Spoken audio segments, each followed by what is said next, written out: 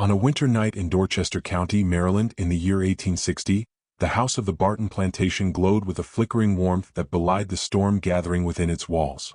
The long wooden table, polished to a dull sheen, reflected candlelight upon silverware engraved with the Barton crest, a crest earned not through valor in war, nor through invention or trade, but through decades of blood, lash, and toil forced upon those who bent beneath the yoke.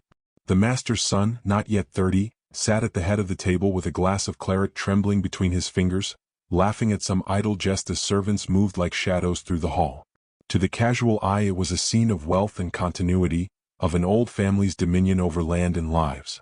Yet within the folds of that dinner, hidden like a cipher in the night, something else stirred, a reckoning sharpened in silence, carried in the trembling hands of the enslaved. According to what remains of the Dorchester County trial docket, salvaged only in fragments after the courthouse fire of 1872, the event was noted with the chilling brevity of officialdom. Young Barton expired suddenly during supper, 'cause undetermined. Nothing more, no inquiry, no elaboration. But a different account, whispered through abolitionist correspondence and later recalled in the faded pages of the Liberator, spoke of a servant who moved quietly that night, a man listed only as Sam in the Barton ledger of 1859. The account claimed that Sam, trusted near the table because he had grown up alongside the master's son, poured something bitter into the wine, not enough to darken the taste, but enough to end a life before the candles could gutter. The room would have erupted in horror. Forks dropped, screams tore through the plastered walls, the master's son convulsed with a violence that made the silver goblet rattle to the floor. Witnesses claimed he gasped for breath as though drowning on dry land, his eyes bulging as though they saw not the dining hall but some final judgment rushing toward him. And through the chaos, Sam slipped away, vanishing into the cold Maryland night. Some swore they heard the crunch of his boots along the frozen earth, heading not toward the slave quarters, but north, toward the whispering woods where the Underground Railroad carved its invisible highway through shadow. Was it murder or was it a message? Was it betrayal of a brother raised under the same roof, or the only act of brotherhood left when all else had been stripped away? The record offers no clarity. The ledgers conceal, the newspapers lie, the court erases. But the silence speaks louder than parchment, and in that silence lies the shape of a story America did not wish to keep. For when the young master fell, history tried to fall with him. Pages went missing from the Barton family Bible. Servants were questioned, some beaten, others sold, and yet no official death notice was ever printed in the Baltimore Sun. The Barton family line continued, but this son, the one meant to inherit, was scrubbed clean from their lineage as though he had never been born. And yet, in the quarters where voices dared only to whisper after nightfall, the story took root, passed like a seed from tongue to tongue. The master's son who died at supper, and the enslaved man who fled into the woods, never to be seen again. Tonight, that story crawls out from the ashes of courthouse fires, from the scorched pages of forgotten ledgers, from the unmarked graves of those who paid the price of silence. It returns not as rumor but as record, not as myth but as testimony to the brutality buried beneath Maryland's soil. The Barton plantation is gone, its fields parceled and paved, but the ghost of that supper lingers still, haunting every map and census roll that pretends it never happened. So we must ask, was this madness or was it survival? Was this sin or was it justice? And who decides, when the only voices left in the archive are those of the victors? If your family ever whispered about this night, if you have seen a name scratched out of an old Bible, or heard an elder speak of a supper where someone never rose again, write it below. Every comment drags another fragment of truth back from the dark. Every voice resurrects another story America tried to erase. To understand the supper where the master's son fell, we must first walk the land that fed him, the plantation that rose like a fortress of wealth upon the backs of the enslaved. Dorchester County, Maryland, on the eve of the Civil War, was not the sprawling cotton empire of Mississippi or Alabama, but its soil carried a quieter cruelty, one built upon tobacco, wheat, and corn. The census of 1860 lists the Barton holdings at over 400 acres, with 17 enslaved men, women, and children recorded as property, their names absent from the schedules, replaced only with columns of sex, age, and color. To the census taker they were not fathers or daughters, not lovers or dreamers, they were mere tallies, units of labor to be harvested and spent. The Barton house itself sat at the crest of a low hill, its porch columns painted white to mimic the Greco-Roman grandeur that Maryland planters believed tied them to the ancients. In truth, it was no temple but a theater of domination, a stage upon which every gesture reinforced the same story, who held the whip and who bent to it. From the porch one could see the rows of tobacco stretching like scars across the fields, interrupted by the grinding house where enslaved hands crushed grain from dawn until dusk. Beyond, the quarters stood in a crooked line, wooden cabins with dirt floors and chimneys patched from clay, their smoke curling into the sky like silent prayers never answered. Overseers rode the fields with whips at their sides, keeping a cruel rhythm to the days. One fragment of a journal, believed to belong to Barton's overseer Thomas Keene, survives in a local archive. January 4, 1859. Cold wind cut the men's pace. Samuel slowed at the press. Administered 10 lashes to quicken him. His silence was notable. That silence, the refusal to scream, the swallowing of pain, was itself a form of defiance, a wordless proclamation that the body might be bound, but the spirit would not break so easily. The Barton family's wealth flowed not only from the crops but from the trade of flesh itself. Bills of sale preserved in the Maryland State Archives reveal that in 1856 a girl of 12, listed only as Rose, was sold from the Barton estate to a buyer in New Orleans for $600. The receipt bears no note of her mother's grief, no record of her cries as she was torn away. Yet oral tradition in Dorchester whispers of a song, a mourning hymn sung by the women of the quarters on the night she vanished. River carry her, Lord, river take her home. It is in such fragments, half recorded, half remembered, that we glimpse the humanity the ledgers erased. Life on the plantation was a careful choreography of terror and survival. The enslaved rose before the sun, worked fields until their hands blistered, and endured the lash if their pace faltered. Food was meager, cornmeal, salt pork, sometimes nothing but scraps. And yet, in the quarters, life pulsed in defiance. Families carved small gardens from patches of dirt, grew okra and beans to feed their children, told stories of Africa by firelight, and sang spirituals whose melodies doubled as maps, guiding runaways north, carrying hope disguised as hymn. The Barton plantation, like all plantations, was not merely a machine of wealth. It was a crucible where cruelty and resilience clashed every day. The young master, who would later collapse at his own supper table, grew up amid this brutal theater, surrounded not only by his father's books and silver but also by children in the quarters who labored beside him in silence. Census rolls suggest he and Samuel, born only months apart, would have been raised almost as playmates in the earliest years, a cruel intimacy in which affection was permitted only so long as hierarchy remained intact. In the eyes of the white household, Samuel was like a brother, until he reached the age where play turned into servitude, when the whip carved the line between master and slave too deep to ignore. It was in that crucible that betrayal, or perhaps justice, was forged. The Barton plantation has long since vanished, its acres divided, sold, and paved, but the soil remembers. Dig deep enough and you will find shards of pottery from the quarters, iron nails from the overseer's shed, bones of hogs boiled into rations. Beneath the fields where wheat now grows lies the memory of those whose sweat and blood made wealth for others, their stories written only in fragments, their voices echoing only when we dare to listen. And it is here, in the shadow of those quarters, that we must return to the supper table, because the act that unfolded there cannot be understood without first knowing the stage upon which it was set. For the plantation was not merely land, it was a cage, a furnace, a world built on chains. And in such a world, every act of resistance, no matter how small, burned brighter for the darkness that tried to swallow it whole. If you open the Barton family will of 1858, tucked in the Maryland State Archives, you find a list that reads less like a household record and more like an auctioneer's inventory.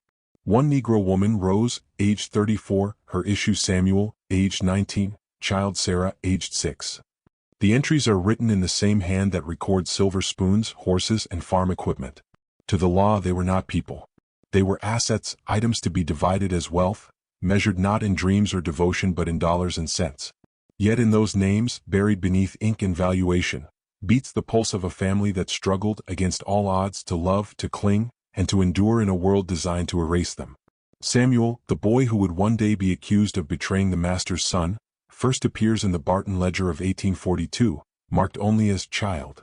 No description, no note of his laughter, no mention of the way he might have clung to his mother's skirts as she labored in the kitchen or fields. His mother, Rose, appears across documents with chilling consistency, baptized in St. Paul's Register in 1824, transferred to the Barton household through a marriage settlement in 1828, and later noted as valued at $600 in the probate of a cousin's estate. That value, recorded in neat script, hides the deeper truth whispered through generations.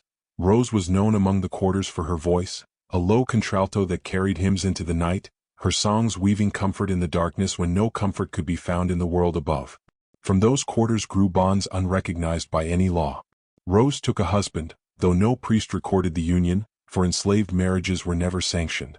He was known only as Isaac, a man hired out seasonally to neighboring farms, his presence intermittent, his absence constant. Yet by the fire, they exchanged vows in secret, vows remembered in the quiet testimony of descendants who later told interviewers from the Works Progress Administration in the 1930s, Grand Rose always said her Isaac was her only freedom.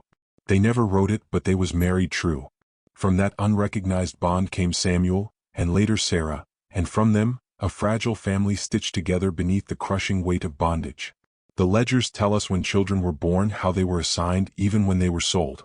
In 1856, a note reads, "Child Sarah, moved to kitchen house. Just 5 years old, already separated from her mother during the day to serve at table, carrying plates heavier than her arms could manage."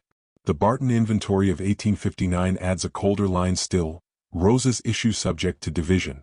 Subject to division, a phrase that meant one child could be sold away while another was kept, a family sliced apart like spoils of war. And yet, despite such looming cruelty, the oral histories of Maryland's black communities speak of Rose as a woman who refused despair. They say she marked the doorframe of her cabin with a cross of ash each spring, whispered blessings over her children, and taught Samuel to read the faintest symbols etched into hymnals smuggled into the quarters.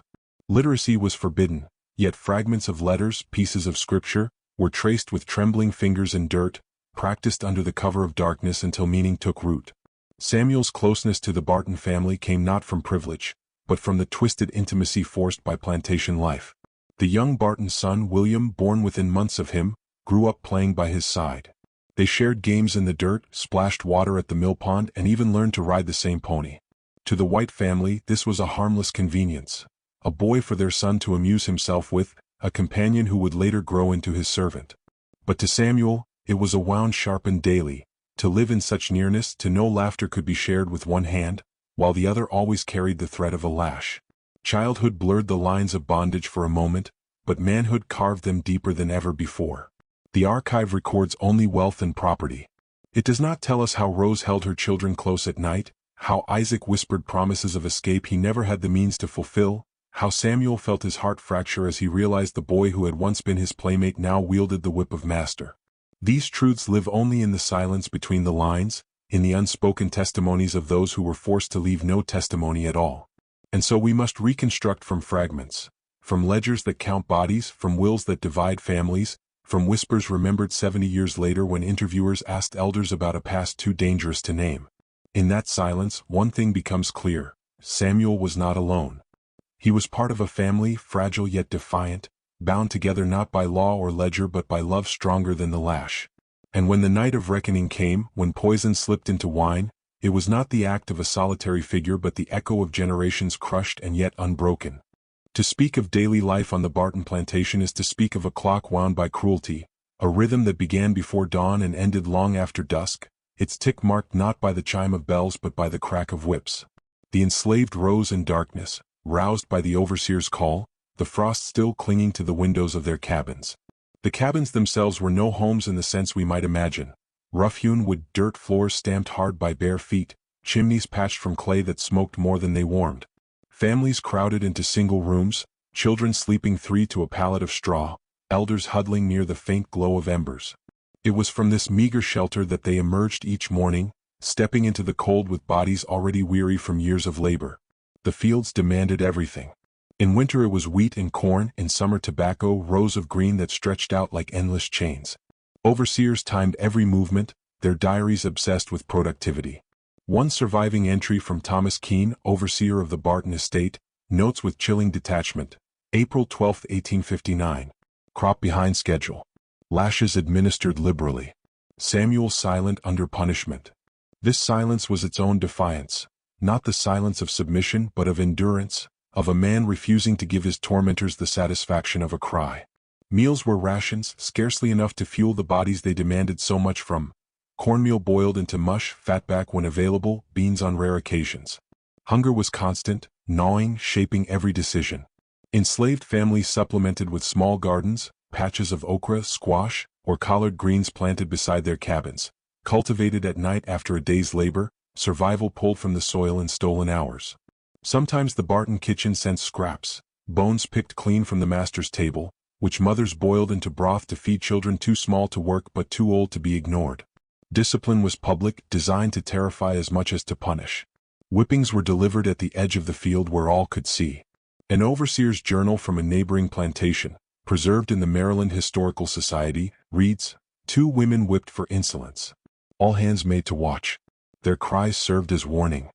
Such spectacles were not mere punishment. They were theater, a grim performance reinforcing who held power and who must submit. And yet, beneath the surface, enslaved men and women crafted lives rich with the one thing their masters could not fully extinguish: culture. Work songs echoed across the fields, their rhythms disguising messages, their lyrics blending Christian imagery with coded directions. A verse that sounded like a prayer for deliverance doubled as a map to the riverbank, a reminder of where the North Star would rise. Folklore flourished, stories of Br rabbit and trickster spirits told by firelight, reminding children that cunning could outwit force, that weakness could defeat strength. And in hushed corners of the quarters, prayers rose, whispered to a God the masters claimed as their own but whom the enslaved reimagined as a deliverer, one who heard the cries of Israel and Egypt and would one day hear theirs as well. The Barton plantation, like so many others, was a crucible of contradictions. On one hand, it was a site of brutal dehumanization, where bodies were whipped, bought, and sold with impunity. On the other, it was a community of endurance, where families clung to one another, where love was whispered across cabin walls, where secret marriages were pledged under moonlight, and where mothers risked everything to pass fragments of knowledge to their children. It was a world where silence could mean survival, where every word, every glance, every choice carried weight. Speak too loudly and risk the lash, stay too quiet and risk being forgotten. Samuel grew into this rhythm, his back bearing the scars of lashes, his heart carrying the silence of survival. The boy who once played alongside the master's son became the young man who bent beneath his commands, carrying water, cleaning boots, standing at the edge of the table ready to serve. Yet beneath his silence, something hardened. Each whip stroke written into overseer journals, each meal of scraps, each whispered him in the quarters pressed upon him the truth that life under the yoke was no life at all. His silence was not consent, it was the slow gathering of storm. What cannot be found in ledgers or overseers' notes is the interior landscape of the enslaved, the memories, the grief, the small acts of rebellion that lived in their minds.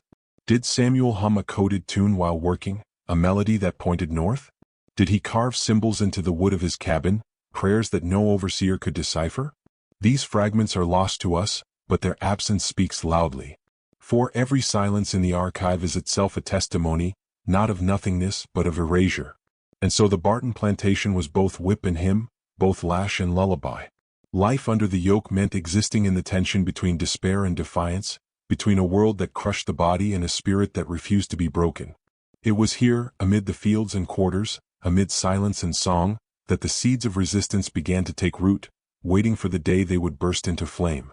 The story of rebellion never begins with a single lash of the whip. It begins in accumulation, insult upon insult, hunger upon hunger, the quiet piling up of indignities until the weight can no longer be carried. For Samuel and those bound beside him on the Barton plantation, that breaking point was not sudden, but slow as a river carving through stone, until one day the stone finally split. The year was 1859, and whispers of freedom traveled like smoke on the wind. Harper's Ferry had just burned itself into the imagination of the enslaved. John Brown's failed raid, his fiery words on the gallows, his conviction that slavery must be purged with blood. Though newspapers printed his name as a madman, among the enslaved his defiance was gospel, proof that white men, too, might risk their lives for the cause of their liberation. Samuel, though unable to read, heard fragments of these stories carried by itinerant laborers, passed like contraband in whispers after dark. They say Brown meant to arm us. They say he swung smiling, knowing his death was seed. Yet Samuel's breaking point was more intimate than politics. It began with his sister, a girl named Dinah, barely 16. Overseer Keene, the same man whose journal chronicled punishments in clinical ink, dragged her from the quarters one evening under pretense of discipline. She returned broken, her silence more terrifying than any scream. In that silence, Samuel read what had been done, and something inside him shifted. The world had already stolen his childhood, his body, his voice, But Dinah was the last tether, the thread of family that kept him human. To see her violated was to feel the earth itself demand retribution. The rebellion's first ember was not a speech or a plan, but a look exchanged in the fields. Samuel caught the gaze of another enslaved man, Isaac, older, with hands like gnarled roots and a face weathered by decades of toil. No words passed between them, only the shared recognition of a truth: enough. That night, in the quarters, when the fire was nearly out and children slept on straw pallets, Samuel whispered, "We can't live this way." Isaac answered, "Then we won't." Meetings followed, hidden in plain sight, disguised as prayer circles. Hymns carried double meanings. "Go down, Moses," not just a call for deliverance but a code for escape and uprising. Women kept watch at the cabin doors while men traced maps in the dirt, their fingers sketching the curves of the Rappahannock River, the positions of patrols, the routes toward freedom. Every whisper was risk. Betrayal meant the gallows. But risk was already their daily bread. The plan was simple in design, daring in execution. Seize the armory at Port Royal, arm those willing to fight, and flee northward under cover of night. The date chosen was not arbitrary. The harvest's end, when overseers grew lax, when wagons traveled heavy with crop and guards less vigilant. Samuel's role was clear: strike first. His silence, his years of endurance, had made him nearly invisible to the Barton household, a servant they barely noticed. That invisibility was now his weapon. Still, rebellion is not only forged in anger but in love. Love for those one cannot bear to lose. Samuel's fire was not just for Dinah, but for the children he watched stumble under water buckets, for the mothers who pressed scraps of food into tiny hands, for the old men whose backs bore scars like maps of suffering. His fury was sharpened by tenderness, by the desperate knowledge that to submit any longer was to allow the world to consume those he loved until nothing remained. And so the breaking point came not with a whip but with resolve. One evening, Samuel stood outside the cabin, staring at the northern sky where the stars burned clear. The North Star, the old guide, glimmered like an eye watching. He clenched his fists and felt no fear, only inevitability. In his chest, silence turned to thunder. The overseer's journals record no premonition, no warning. They note the usual routines: work continues, spirits low, Dinah unwell, nothing more. History rarely notices the moment before fire catches. But within the quarters, in the hearts of the enslaved, the fire was already lit. Samuel, once the boy of silence, had become the man of storm. The lash had written its final word. Now it was his turn to answer. The rebellion had not yet erupted, but its shape was clear. Samuel had crossed the threshold from endurance to defiance, from silence to speech. The breaking point was no single event, but a convergence. John Brown's ghost, Dinah's suffering, Isaac's resolve, the hymns sung in code, the endless scars etched into skin. Together, they formed the spark that would ignite the Barton plantation and echo far beyond its fields. The night chosen was colder than expected, the air sharp with frost, the kind that makes every breath hang in the dark like smoke. November had turned the cornfields to brittle stalks, the trees stood naked, and the river whispered under a thin skin of ice. In the Barton house, candles were lit for supper, their flames trembling against the paneled walls, the silver polished, the voices light with wine. But beyond those walls, in the slave quarters, breath was held, hearts were iron, and silence carried a weight heavier than chains. Tonight, Samuel would cease to be invisible. According to a damaged entry in the Caroline County Trial Ledger of 1860, the master's son never woke from his supper that night. The handwriting breaks midline as if the clerk's hand faltered and nothing further is said.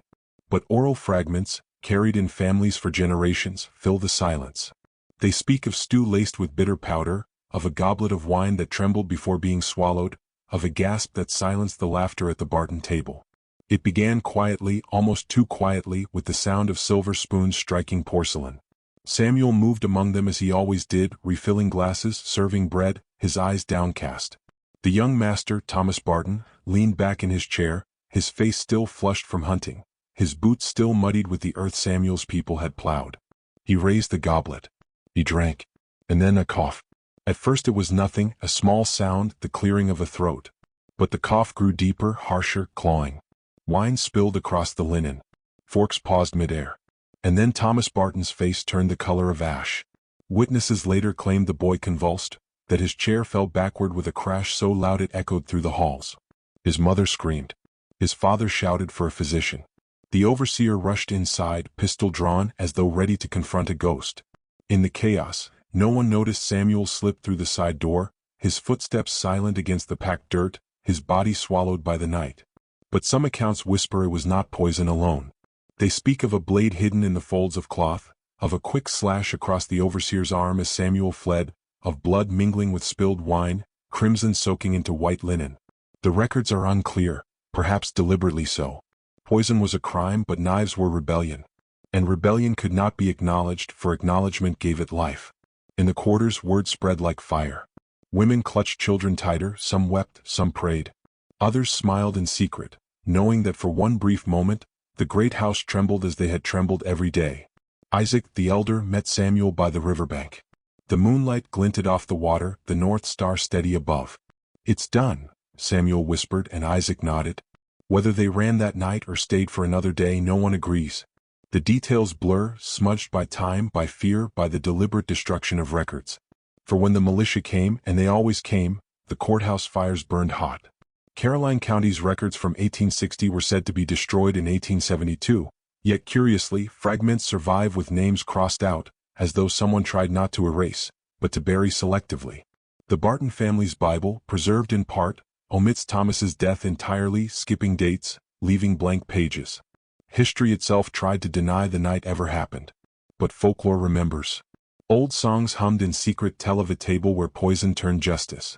Descendants in whispered voices recall their grandmother's warning, "Never drink from a stranger's cup."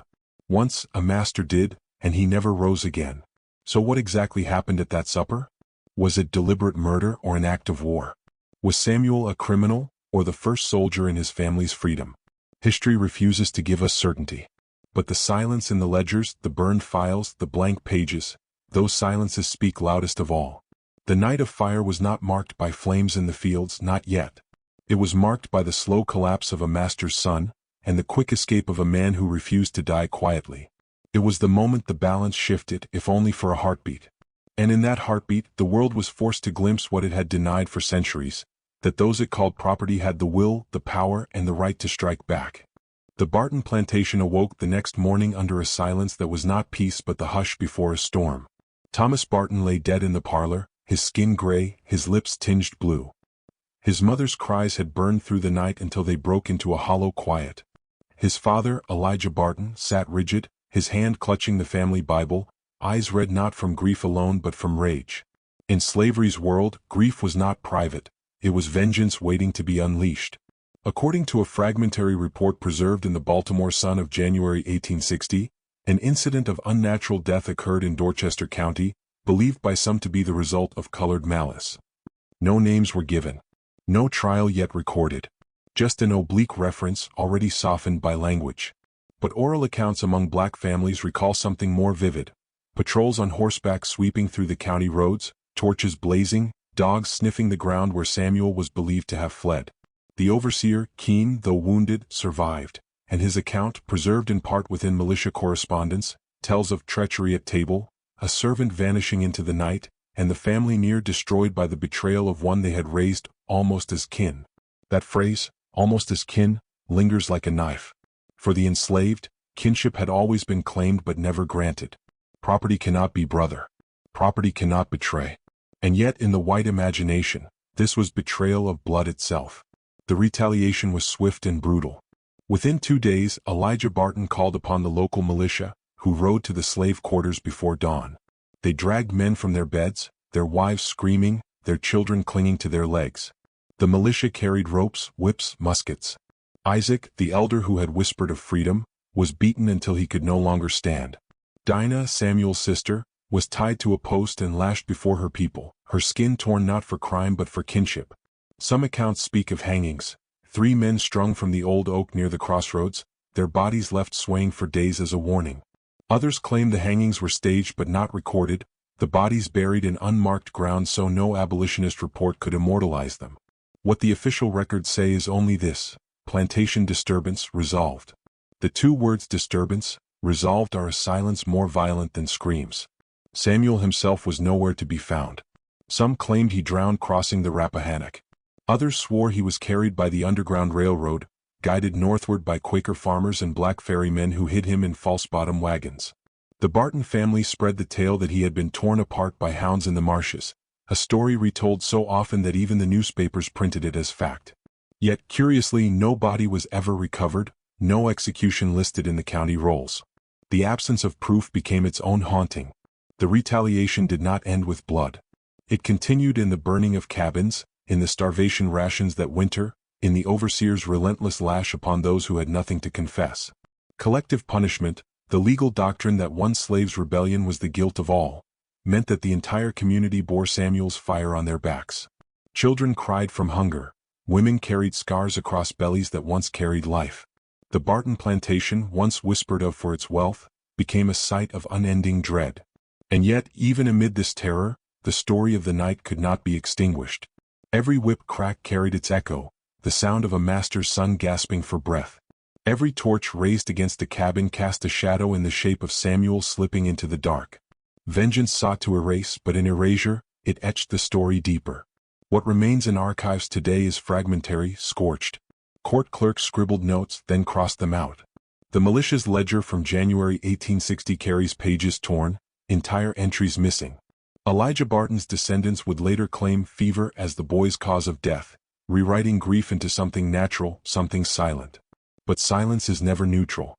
Silence is chosen, sharpened, and forced. The aftermath was not justice but obliteration, of truth, of lives, of memory. And yet obliteration never fully succeeds. For each erased line, another voice rises and whisper. He fell at the table. They struck back. They paid in blood, but they struck back. The retaliation left scars too deep for parchment to contain. And even as Elijah Barton tried to rebuild his house of chains, the fear never left him. The knowledge that rebellion was not some distant nightmare but had sat at his own table, poured his own wine, and chosen its hour. If Samuel was ever captured, history refuses to say outright. The ledgers we have are broken, smudged, deliberately incomplete, as though someone with power wanted the story half told and half forgotten. Yet among the fragments that remain, there are traces of a trial, not a trial in the modern sense of fairness, but the grim theater of slavery's law, where justice was never the goal, only control. In the Caroline County Courthouse records, those half burned in the fire of 1872, one page survives with the faintest scrawl, hearing of Negro Samuel, property of Barton Estate, charged with the poisoning of Thomas Barton, deceased. The handwriting trails off, then resumes days later, discussing an unrelated land dispute, as if the clerk himself was ordered to set down the pen and leave the rest unwritten. Still, that single line is enough to tell us. Samuel stood or was said to stand before the bar of white justice. What we know from other trials in the era helps us reconstruct the scene. Enslaved men accused of violence against whites were not granted counsel. Their words, if recorded at all, were filtered through the pen of a hostile clerk. Witnesses were overseers, masters, occasionally poor whites brought in to corroborate.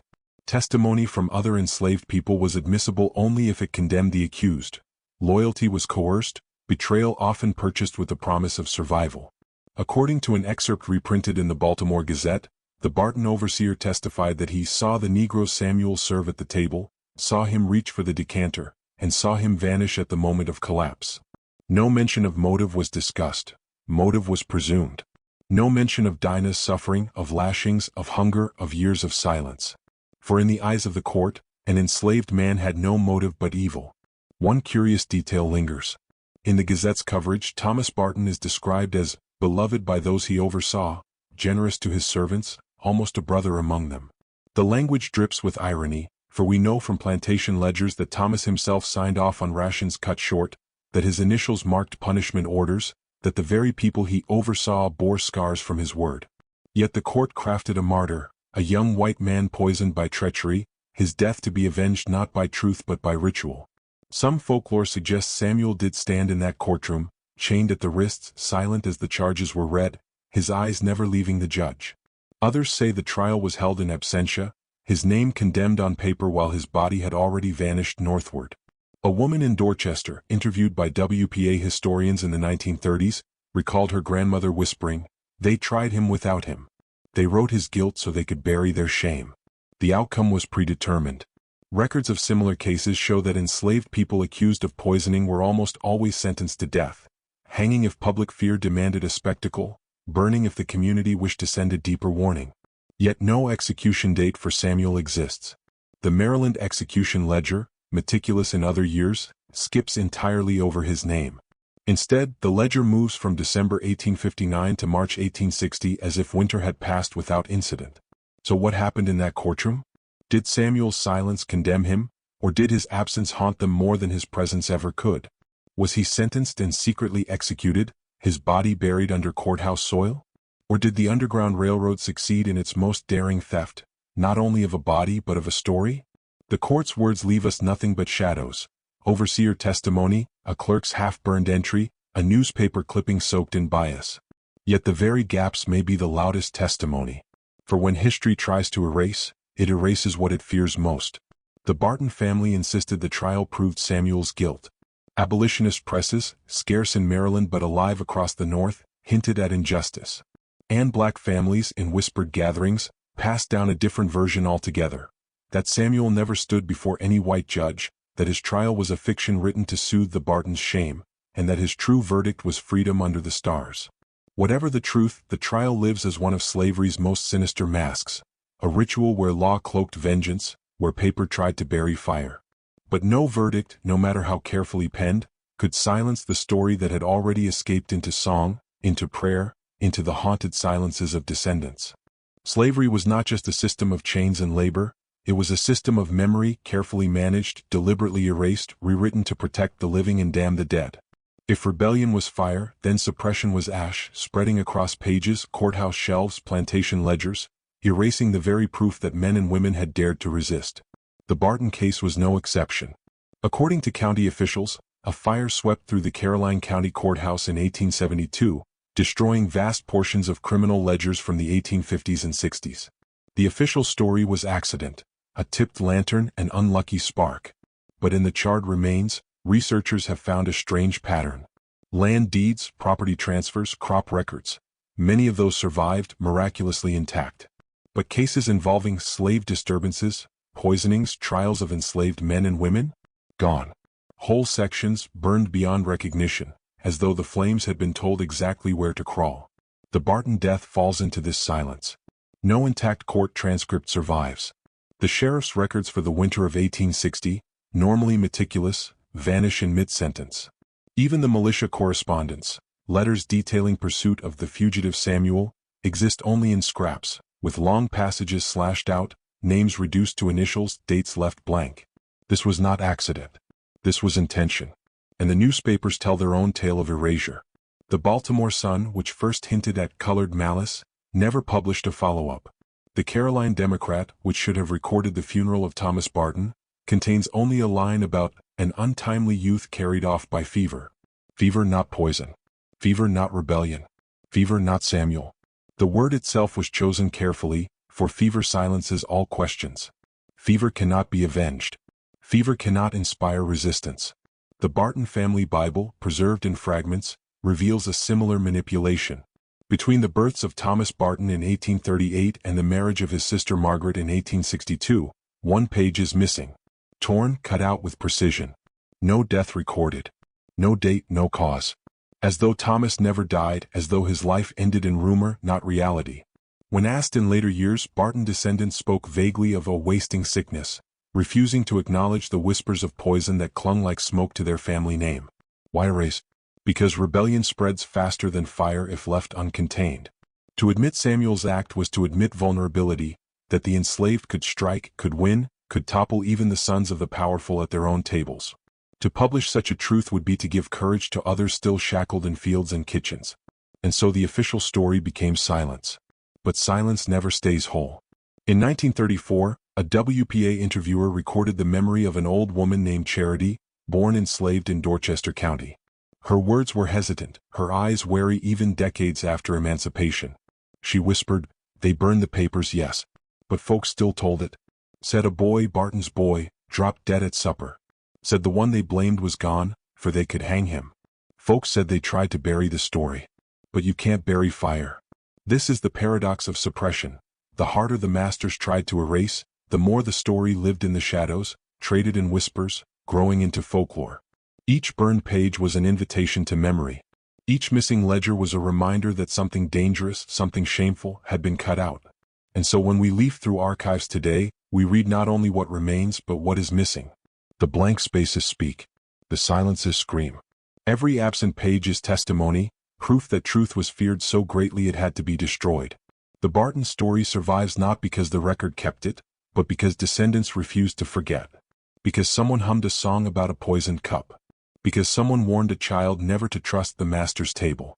Because every family who whispered knew that erasure was just another form of violence, and to remember was the only rebellion left. The suppression of this case was not just the destruction of documents, it was an attempt to strip the enslaved of their right to history. But history has a way of seeping through cracks, carried by voices that refuse silence. And now, more than a century and a half later, we hold the fragments in our hands, piecing together a night that the Barton family, the county, perhaps the state itself, wanted buried forever. Slavery was not just a system of chains and labor, it was a system of memory, carefully managed, deliberately erased, rewritten to protect the living and damn the dead. If rebellion was fire, then suppression was ash, spreading across pages, courthouse shelves, plantation ledgers, erasing the very proof that men and women had dared to resist. The Barton case was no exception. According to county officials, a fire swept through the Caroline County Courthouse in 1872, destroying vast portions of criminal ledgers from the 1850s and 60s. The official story was accident, a tipped lantern, an unlucky spark. But in the charred remains, researchers have found a strange pattern. Land deeds, property transfers, crop records. Many of those survived, miraculously intact. But cases involving slave disturbances, poisonings, trials of enslaved men and women? Gone. Whole sections burned beyond recognition, as though the flames had been told exactly where to crawl. The Barton death falls into this silence. No intact court transcript survives. The sheriff's records for the winter of 1860, normally meticulous, vanish in mid-sentence. Even the militia correspondence, letters detailing pursuit of the fugitive Samuel, exist only in scraps, with long passages slashed out, names reduced to initials, dates left blank. This was not accident. This was intention. And the newspapers tell their own tale of erasure. The Baltimore Sun, which first hinted at colored malice, never published a follow-up. The Caroline Democrat, which should have recorded the funeral of Thomas Barton, contains only a line about an untimely youth carried off by fever. Fever not poison. Fever not rebellion. Fever not Samuel. The word itself was chosen carefully, for fever silences all questions. Fever cannot be avenged. Fever cannot inspire resistance. The Barton family Bible, preserved in fragments, reveals a similar manipulation.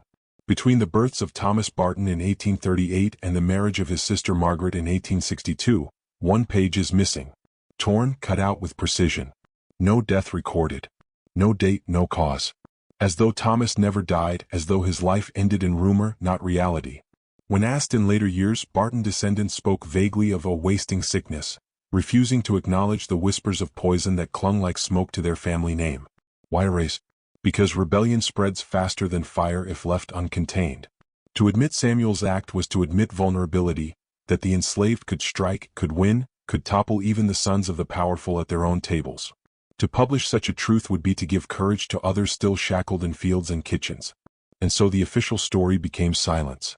But silence never stays whole. In 1934, a WPA interviewer recorded the memory of an old woman named Charity, born enslaved in Dorchester County. Her words were hesitant, her eyes wary even decades after emancipation. She whispered, "They burned the papers, yes. But folks still told it. Said a boy, Barton's boy, dropped dead at supper. Said the one they blamed was gone, for they could hang him. Folks said they tried to bury the story. But you can't bury fire." This is the paradox of suppression. The harder the masters tried to erase, the more the story lived in the shadows, traded in whispers, growing into folklore. Each burned page was an invitation to memory. Each missing ledger was a reminder that something dangerous, something shameful, had been cut out. And so when we leaf through archives today, we read not only what remains but what is missing. The blank spaces speak. The silences scream. Every absent page is testimony, proof that truth was feared so greatly it had to be destroyed. The Barton story survives not because the record kept it, but because descendants refused to forget. Because someone hummed a song about a poisoned cup. Because someone warned a child never to trust the master's table. Because every family who whispered knew that erasure was just another form of violence, and to remember was the only rebellion left. The suppression of this case was not just the destruction of documents, it was an attempt to strip the enslaved of their right to history. But history has a way of seeping through cracks, carried by voices that refuse silence. And now, more than a century and a half later, we hold the fragments in our hands, piecing together a night that the Barton family, the county, perhaps the state itself, wanted buried forever. What happened in Dorchester County in the winter of 1860 was not an isolated spark in the night. Samuel's act, whispered, denied, half-erased, belonged to a far larger and far older pattern, a hidden tapestry of resistance stitched together by the hands of the enslaved across centuries. To see it in full is to understand that the Barton Rebellion was not an anomaly, but a chapter in a story America has tried to forget.